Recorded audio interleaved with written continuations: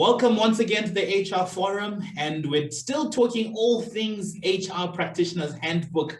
And I'm joined by one of the amazing authors again, and I'm saying I'm going to run out of superlative from amazing to wonderful, because these authors were doing something amazing during lockdown when we were all sitting at home and finishing the whole of Netflix and baking banana bread. Kai was busy writing a chapter on alternative dispute resolution. Kai, what prompted you to be part of this project, and what really was the inspiration?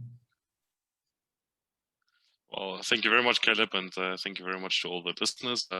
First and foremost, I wanted to say a big thank you to Capacity Growth and Trust for allowing us this opportunity to write the book and to be part of this this amazing program. I think what really encapsulated me to be part of this project was just to give something back to the Namibian populace. You know, give something back to practitioners that are young, that are starting off. When I started off, I had a mentor.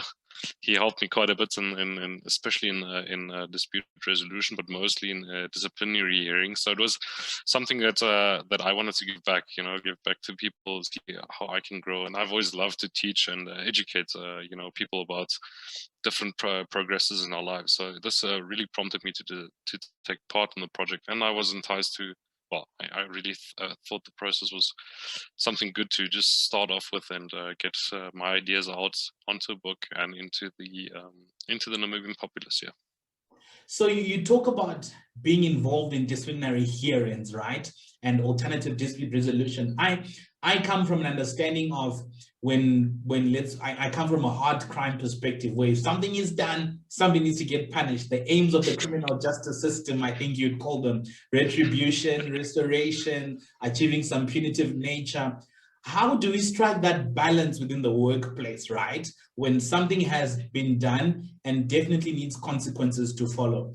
Do we get some insights in this chapter of what to do in some of these conundrums? Yes, I do. I think in any work or any relationship that we find ourselves in, there's always a receiver and a transmitter. And I think in terms of the employment world, we all have rules. I get that. We all have rules to follow. We have rules in terms of policies and also in terms of labor law that we have to follow. And to set down these rules, companies or employees should adhere to these rules. Often things do happen in our lives, disgruntled employees or employees just feeling that they're not being treated completely fair by the system.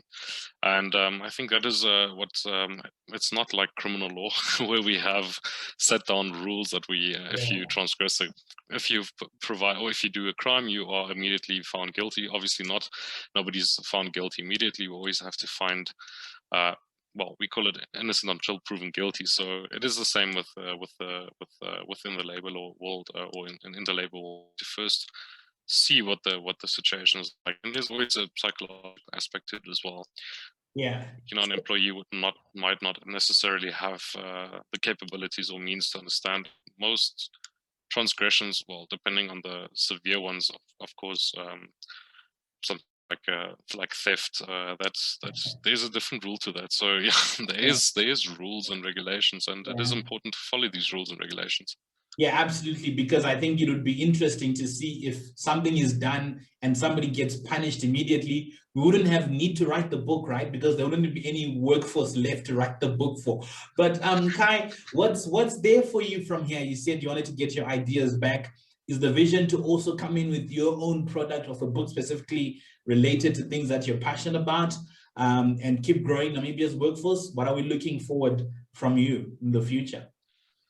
Well, I guess I'm also transgressing into a little bit of a different world right now. I'm linking up the labor part of an organization with cybercrime, because I think that is something that we're reeling in right now, and it's becoming something bigger and bigger. But and there's also room to develop. I mean, with when we look at what a disgruntled employee do to information systems of an organization. It can financially ruin a company. It can also lead to intellectual property theft. But I think what is vital about this is how to handle a conflict resolution, and how to best handle conflict resolution within the organization. Most companies tend to forget that communication is key. Speak up, say something if you feel that you're not being treated well or treated fairly.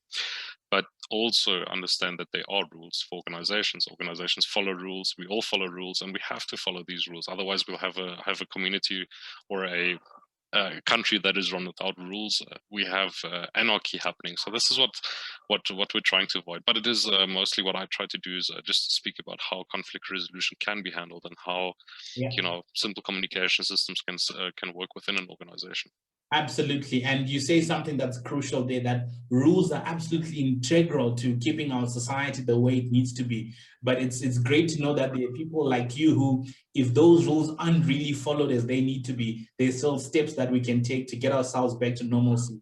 And I've always loved one of the biggest things that says discipline and rules create freedom. And if you want some freedom and discipline in your workplace, you definitely need to get a copy of the HR Practitioner's Handbook by Namibians for Namibians. It will help you grow Namibia's workforce and make sure that we're all in line with all the labor acts, the labor laws, and help all our HR practitioners stay within those 4 lines, as they call it. But thank you very much, Kai. And until next time, ciao.